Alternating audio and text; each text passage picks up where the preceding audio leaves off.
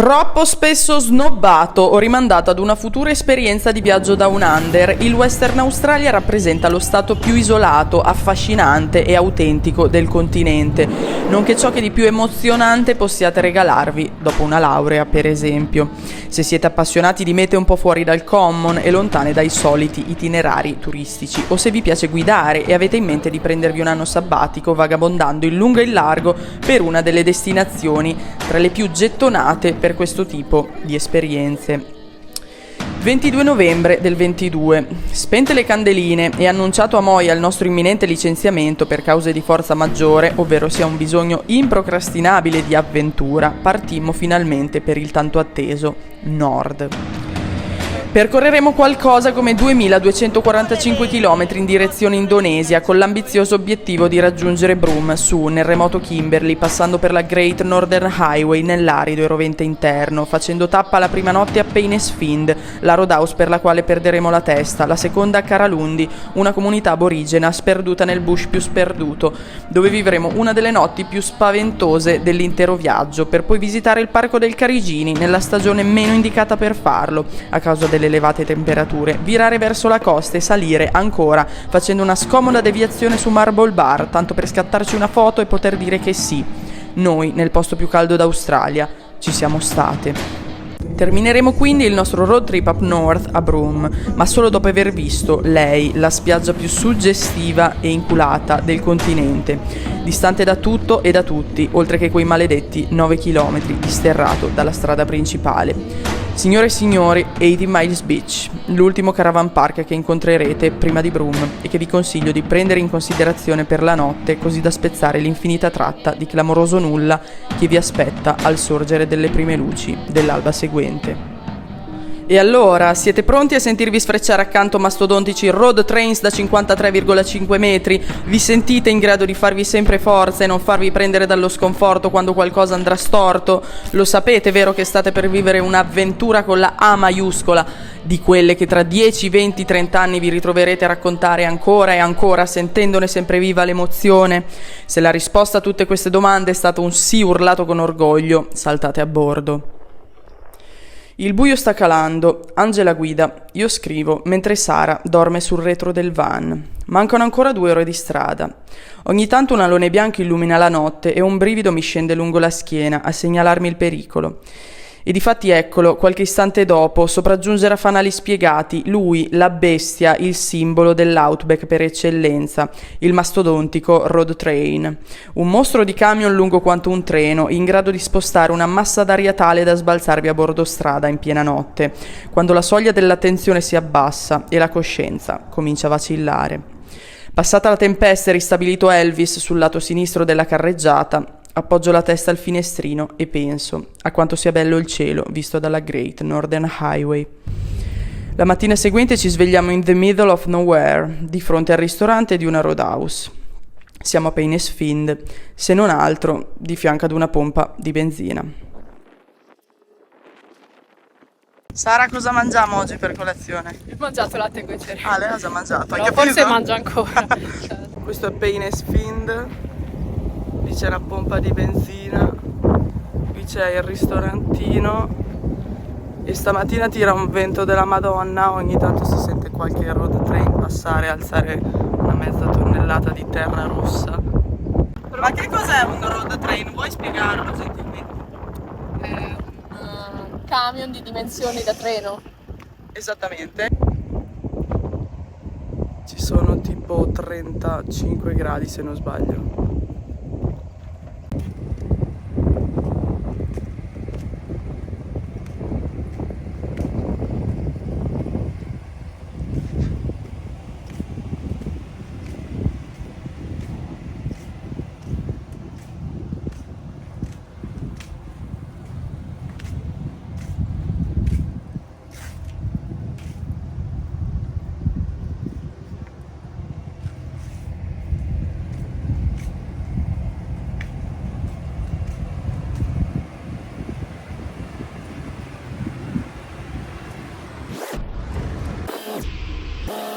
Adesso andiamo a fare un giro di perlustrazione ai gabinetti, poi vi mostro anche le docce. Aiaia. Non riesco a fermarmi la mente. Ah. Che cosa mangiamo oggi per colazione? Bacon sandwich. Bacons, non solo Bacons, un bacon, no. più bacons. Bacons.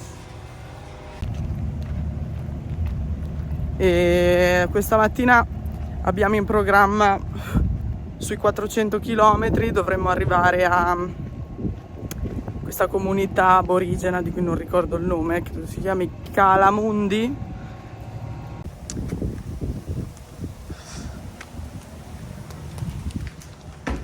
Questa è una specie di roulotte adibita a docce, però comunque le docce sono perfettamente funzionanti, sia calde che fredde. La Sara è l'unica ad essersi fatta la doccia qua dentro, lavandini e quant'altro.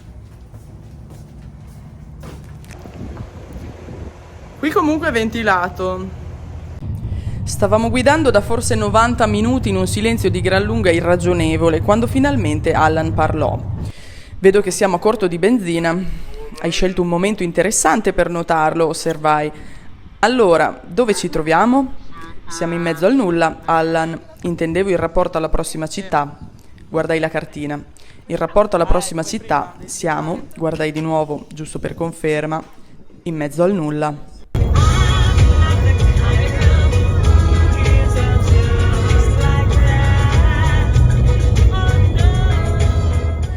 Immaginate ora un australiano intento a seguire una partita di cricket via radio sul suo 4x4 con aria condizionata, intravedere in lontananza 3 sagome ferme sul ciglio della strada, alla parvenza marsupiali, alle prese con un disperato sventolamento di casacche giallo fluorescente, mirate più che a catturare l'attenzione a scatenare una gran compassione su di lui. Per sfiga sua, il primo essere umano in transito su quelle medesime coordinate geografiche, dal momento dell'errore che potenzialmente sarebbe potuto costarci fatale. Ecco, immaginate ora lo stesso australiano accostare bruscamente, abbassare il finestrino e rivolgerci un retorico ma immancabile "Hey, how are you going?" Provate quindi a visualizzare adesso la scena nella vostra mente facendo finta che quanto appena descritto corrisponda a realtà ed il gioco è fatto. Chiudete gli occhi e continuate voi la storia a vostro piacimento. Storia che nel nostro universo parallelo è andata esattamente come segue. La sagoma dai capelli ricci viene invitata a salire sul 4x4 con aria condizionata, accompagnata con uno slancio caritatevole alla pompa di benzina più vicina e riaccompagnata, infine, dal povero Elvis, in riserva. Morale della favola, non fosse stato per il conquistadore inglese, forse oggi non sarei qui a raccontarvela.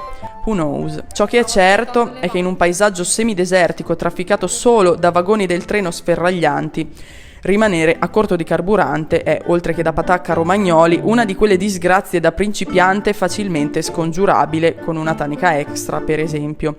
In gergo, Jerry, condizio sine qua non per proseguire il viaggio. Caricata la scorta supplementare di benzina, montammo a bordo e con un ruggito di motori, un paio di spasmi bronchiali e un vivace ma involontario saluto di tergicristalli prendemmo la strada aperta. È domenica e incontriamo tantissimi oversize, ovvero veicoli che trasportano camion da miniera e simili, occupando entrambe le corsie.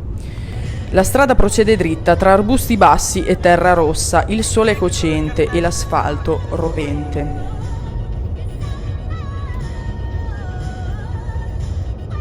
Scattata la foto di rito sotto al cartello che segnala il parallelo che unisce tutti i luoghi più aridi al mondo, è giunto a questo punto il momento di introdurvi uno dei luoghi più belli e meno fotografati del Western Australia, proprio a causa della sua posizione geografica.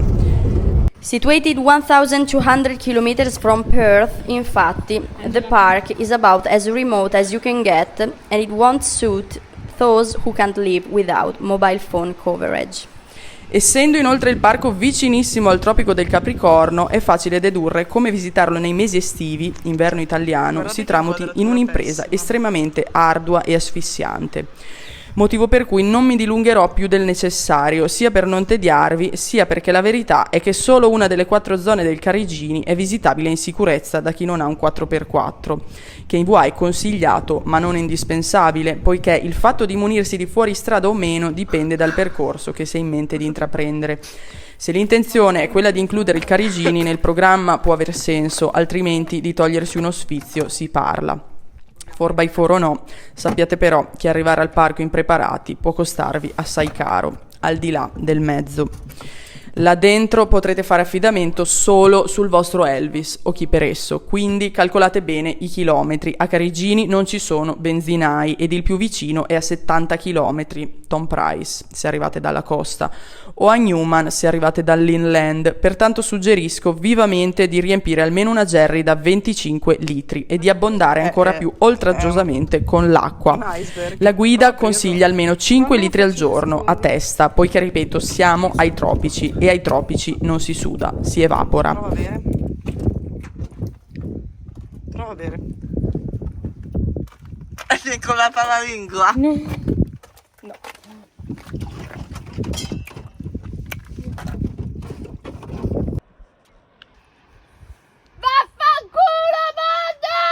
Oh, sei cretina?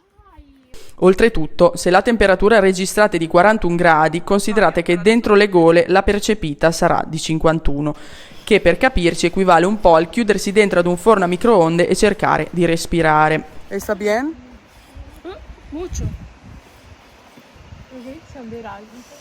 Dei ragni? Ragion per cui, di comune accordo, dopo appena 48 ore, ci siamo rimessi in marcia nella speranza di riuscire a dormire la notte seguente senza troppo affanno. Un ossimoro se si pensa alla tappa successiva, nonché Marble Bar. Devo resocontare il giorno della mia morte. 1° dicembre. 1° dicembre? Almeno è un numero dispari. Ma secondo me è velenoso. Porca troia, mi sta guardando. Datti una mossa e vai via prima che mi fa... Mi limiterò dunque a farvi una frettolosa rassegna stampa sulle poche gole che siamo riusciti a vedere prima di finire le borracce d'acqua che ci portavamo appresso e tornarcene in piscina a Tom Price. A proposito, Tom Price. Nei dintorni del parco troverete ben poche soluzioni per dormire, parecchio distanti l'una dall'altra: il Dale's Campground, il più economico e spartano, il lussuoso Eco Retreat, una sorta di glamour camping, e Tom Price, dove abbiamo fatto base noi, in maniera poco congeniale alla visita del parco, essendo distante anni luce, ma quantomeno congeniale alla nostra sussistenza, a livello di provviste alimentari e rifornimento di benza. E poi ci piaceva il nome, Tom Price. Già solo il pronunciarlo mi provoca un rilascio di serotonina non indifferente. Chiudo il paragrafo sul Carigini con un carosello di info e consigli presi a prestito dal blog della tartaruga volante. Elvis.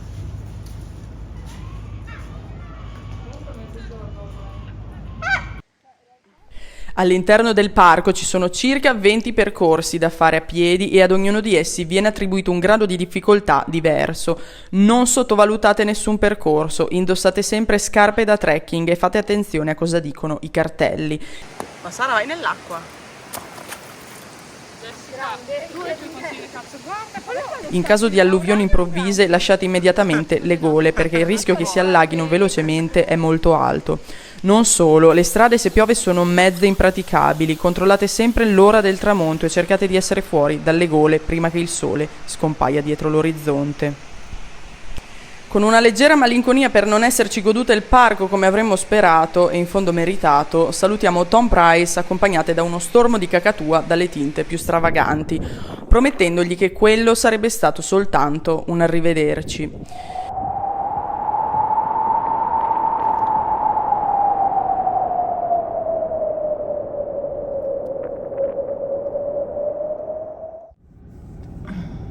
È una ruspa immensa. Questa sarà per le miniere. Minchia, le ruote! Dopo 9 ore di guida e una brusca deviazione, giungiamo all'ultima tappa prevista nell'entroterra, Marble Bar. E anche qui, già solo il nome basta e avanza per suscitare in chi c'è stato un qualcosa che non si spiega a chi non c'è stato. Siamo cotte, andiamo a dormire. Alle 6 spaccate il cellulare inizia a vibrare accanto alla finestra. Cosmo, la suoneria selezionata dopo giorni di vivace dibattito, invade la stanza per almeno 5 minuti. Un piede continua più volte a sfiorarmi la gamba in segno di protesta. Mi metto seduta e la disattivo. È ora di alzarsi. Sono le 6:05 ed il sole già splende prepotente nel cielo. Scendiamo dal letto esauste. Affrontare il breve tragitto che ci separa dai bagni richiede la stessa tenacia di chi si appresta a compiere il cammino di Santiago dopo una protesi d'anca. Qualsiasi movimento comporta un enorme dispendio di energie, anche il semplice stretching facciale. È considerato il posto più caldo dell'Australia. La temperatura della doccia a Marble Bar non è regolabile. Se girate a destra, l'acqua scende calda, se girate a sinistra, scende bollente. D'altronde non vi darebbe altrimenti il suo caloroso benvenuto con la nomea di Australia's Hottest Town, la città della dispnea respiratoria. Giro la chiave, il van ruggisce, il sole picchia in senso verticale proprio sul parabrezza e riscalda le braccia incrociate sopra il volante. Superata Port Hedland, l'ultima cittadina prima di Broome, si dispiegano più di 700 km di terreno assassino. Questo tratto di costa viene chiamato dai locali il Big Empty, tradotto il grande nulla, perché a parte pochi arbusti e un paio di roadhouse non si incontra nient'altro.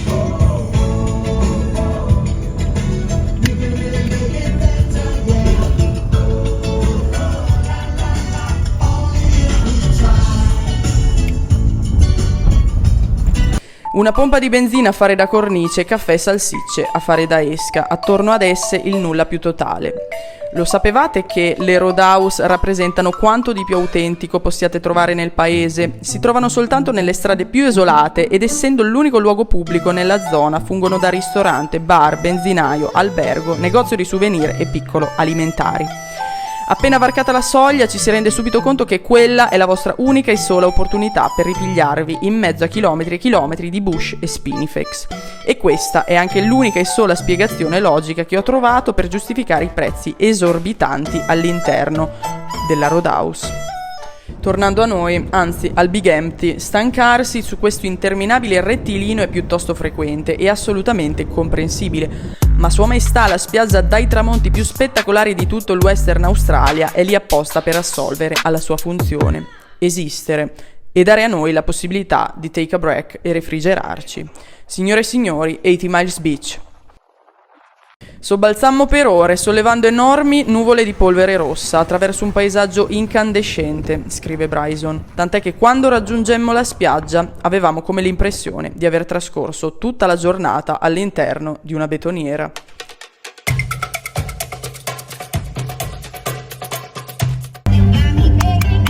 Ma quelle sono delle macchine in mezzo alla strada. Aspetta, guardate. È nelle suddette condizioni che ci ritroviamo davanti alla sbarra di ferro all'ingresso del Caravan Park, dopo ben 9 km di sterrato a passo d'uomo, coi finestrini rigorosamente abbassati per le riprese, che oltre a mandare in malora la tappezzeria del minivan contribuiscono ad alimentare in chi li percorre la credenza che la spiaggia sia più un miraggio che altro, finché non ci si ridesta il reception alla vista del Calippo al Lime. Perché quest'oasi di palme, varani e tramonti da cartolina lascerà anche esterrefatti, facendo magicamente scomparire tutta la fatica accumulata, ma c'è la temperatura da record nei mesi estivi, da allerta per allevatori di pecore in gergo meteorologico, roba da andare in giro per il campeggio con il ventilatore in mano, per intenderci.